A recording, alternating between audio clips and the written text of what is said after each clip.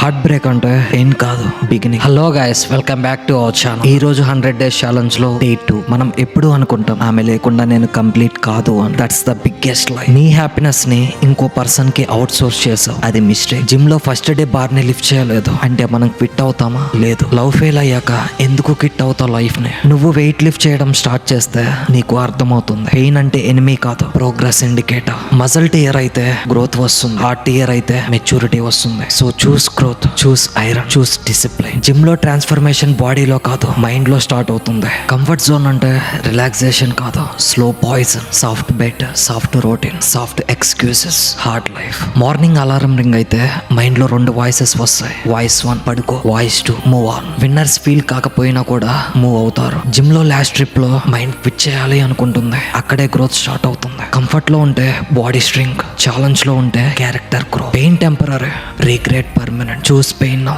Are regret later.